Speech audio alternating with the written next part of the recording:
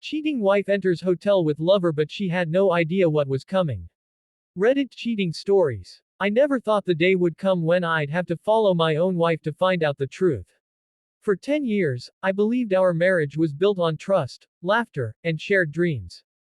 But deep down, something had changed. Her warmth had turned to distance, her smiles had become rehearsed, and every, I love you, felt emptier than the last.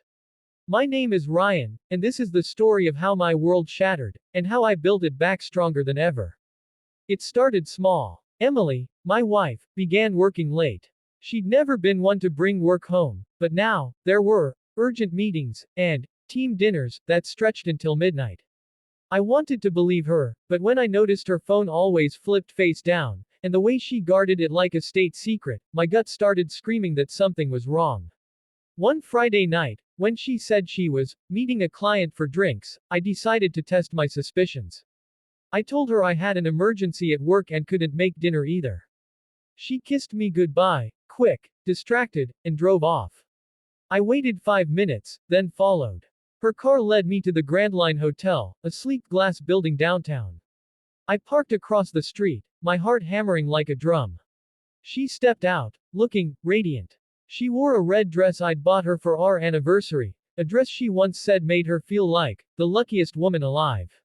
Seeing her wear it now for someone else made my stomach twist. Then, a man approached her. Tall, well-dressed, confident. They hugged, and I swear I saw her eyes light up in a way I hadn't seen in years.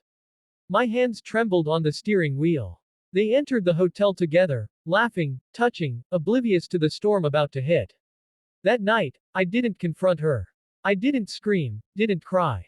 I went home, sat in our empty living room, and realized the woman I loved was gone, replaced by a stranger wearing her face. But instead of breaking down, I began to plan. The next few days, I gathered evidence. I hired a private investigator, who quickly confirmed what I already knew. Photos, videos, timestamps, it was all there. Emily had been seeing Mark, her coworker, for nearly 6 months. They used the same hotel every Friday. But here's the thing, I didn't want revenge out of rage. I wanted closure. I wanted to show her the consequences of her choices in a way she'd never forget. So I waited until our anniversary, the one day she'd never expect it. She told me she had a late meeting, again, so I nodded and wished her luck. But this time, I followed her with my investigator and a friend who worked in the hotel's security office. Inside, I watched through the monitors as she entered the suite with Mark, just like before. Champagne, candles, the same red dress. My stomach turned, but I stayed calm. Because this time, she wasn't the only one recording. I had arranged for a hidden camera feed that broadcasted straight to a private room in the same hotel, where her parents, her sister, and even her best friend were waiting. People who had always seen Emily as a model wife, the perfect woman. When the screen lit up, silence filled the room. Her mother's face went pale. Her father's hands shook. It was brutal, but it was the truth. When it was done, I walked to her door and knocked. She opened it, startled, and froze when she saw me standing there. Ryan. What are you doing here? She stammered. I stepped inside, ignoring Mark, who scrambled to grab his shirt. Happy anniversary, I said, my voice calm but cold. I thought I'd surprise you. She turned white. Ryan, it's not what you think. Oh, it's exactly what I think. I cut her off, holding up the photos. You've been lying for months, Emily. But tonight, everyone knows. Your parents, your friends, everyone who ever believed in you. She collapsed onto the bed, sobbing. Mark slipped out quietly, too cowardly to stay. I looked at her one last time and said, you could have just told me you weren't happy. Instead, you chose to destroy us both. Then I walked away. The divorce was messy, but I didn't drag it out. I gave her what she deserved, freedom, and the weight of her choices. She tried to reach out later, sending long messages about making a mistake, saying she still loved me. But love built on lies doesn't deserve a second chance. A year later, I stood in the same city, outside the same hotel, but this time, I wasn't broken.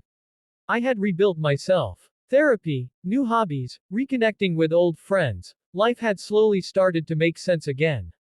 One day, I got an email from Emily. It was short. Greater than, Ryan, I'm sorry. Losing you was the worst thing that ever happened to me.